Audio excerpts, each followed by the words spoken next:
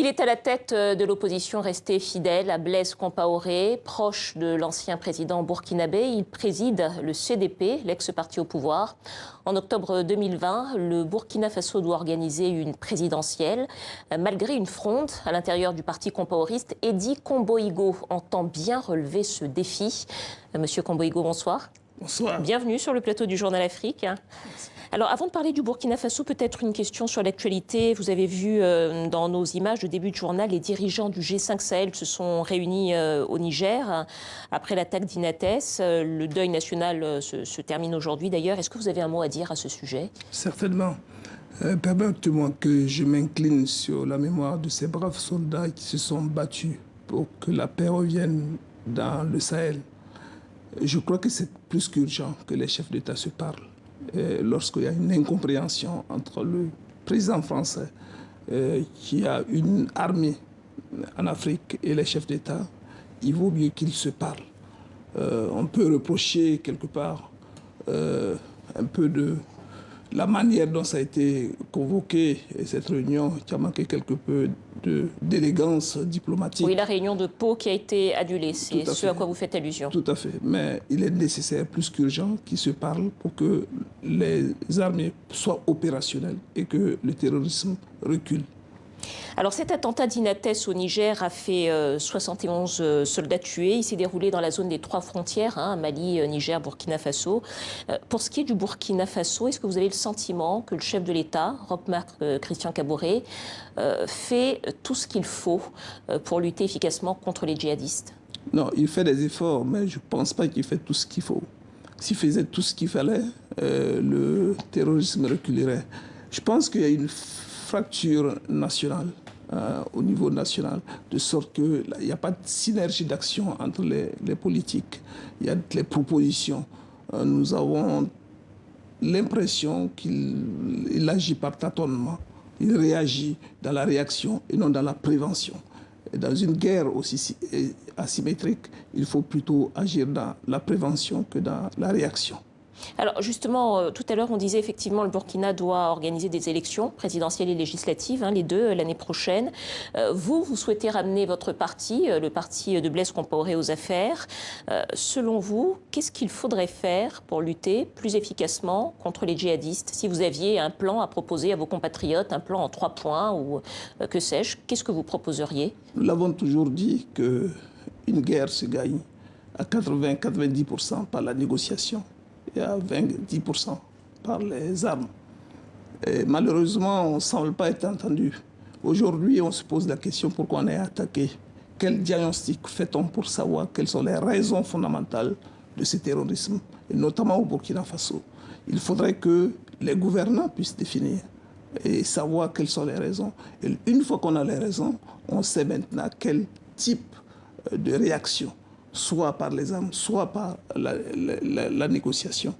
Et je pense qu'il faut intégrer également la négociation dans ce que l'on fait, les discussions avec les belligérants. Vous êtes un proche de l'ancien président Compaoré, que vous voyez et à qui vous parlez régulièrement. Comment est-ce qu'il va, d'abord? Il va très bien. Et que pense-t-il de la situation sécuritaire dans son pays? Non, il est affecté. Il est beaucoup affecté par ce qui arrive, parce que on savait qu'après la chute de la Libye et que les armes sont déplacées dans le nord du Mali, on le sentait venir depuis les années 2012. Il y avait une armée au Burkina Faso qui se relayait aux frontières et qui avait une forte... on avait un réseau de renseignement très fort et qui anticipait sur tout ce qui se passait. Ce qui faisait que les terroristes ne pouvaient pas arriver et franchir la frontière. Avec ce qui est arrivé en 2014, et la volonté de réformer immédiatement l'armée a peut-être donné des signes de faiblesse, ce qui a permis aux terroristes de franchir la frontière. Mais lui-même, il est affecté. Je pense qu'il a tendu la main en écrivant au président Roch-Marc Christian Kaboré, en proposant ses bonnes offices. Malheureusement, nous n'avons pas eu une suite favorable. Et nous pensons qu'il faut qu'il réagisse rapidement, parce que le Burkina a besoin de paix. Vous parlez de réseau de renseignement, vous parlez de négociation. Est-ce que vous pensez qu'il est indispensable de ramener le camp compaoriste et peut-être de redonner un rôle à l'ancien président Compaoré pour lutter contre le djihadisme au Sahel? Nulle part dans le monde, j'ai vu que le djihadisme ou le terrorisme a été vaincu rien que par les armes. Nulle part. Je n'ai pas un seul exemple. C'est pourquoi nous pensons qu'il faut intégrer la négociation et les discussions, les échanges, pour qu'on se donne une chance encore de pouvoir arrêter rapidement la guerre. Et je ne suis pas d'accord avec tous ceux qui disent que cette guerre devrait durer et va durer. Non, il faut qu'elle s'arrête immédiatement parce qu'elle est contre-productive. Nous affectons plus de 20 à 30% de notre budget à l'armée, à la défense, à l'armée, à la défense, à la sécurité, et cela ralentit le développement du Burkina Faso. Alors revenons aux échéances politiques pour l'année prochaine. Votre parti connaît quelques dissensions internes et l'ancien président Compaoré reste la figure tutélaire du CDP. Est-ce que le CDP peut véritablement revenir aux affaires s'il ne coupe pas le cordon ombilical avec Blaise Compaoré? Je vous pose la question parce que Blaise Compaoré a été chassé par une révolte populaire il y a 5 ans. Quelle est votre position sur cette Il faut savoir que Blaise Compaoré était parti pour en demandant à l'armée de ne pas tirer sur la foule, en voulant qu'il n'y ait pas de mort, qu'il n'y ait pas de catastrophe au Burkina Faso. Et là, il faut le louer. Et il y a ceux qui se sont révoltés en 2014, ceux qui sont sortis, ont voulu un changement qualitatif. Aujourd'hui, nous n'avons pas ce changement. Ils sont loin de ce changement. Et les insurgés se sont ralliés à l'opposition actuellement que nous sommes. Et nous grossissons toujours nos rangs. Et nous sommes sûrs qu'en 2020, avec l'unité que nous sommes en train de former, la cohésion dans notre parti, nous gagnerons les élections.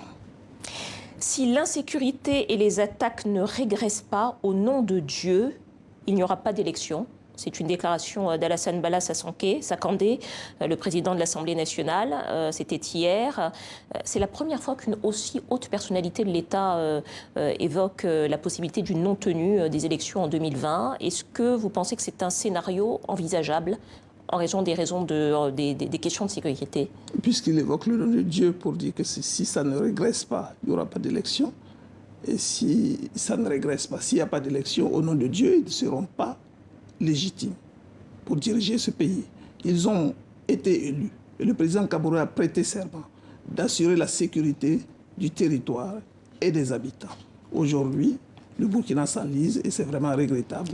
Il devait s'ouvrir à d'autres propositions et rassembler davantage le Burkina en allant vers la réconciliation pour qu'ensemble nous puissions travailler. Si le Burkina continue de s'enliser, s'il continue à y avoir des attentats et que la sécurité ne peut pas être assurée dans une grande partie du pays, est-ce que vous pensez ou non que les élections doivent avoir lieu l'année prochaine? Il est de leur responsabilité de ramener la sécurité dans ces zones pour que les élections se passent normalement parce que c'est une date constitutionnelle.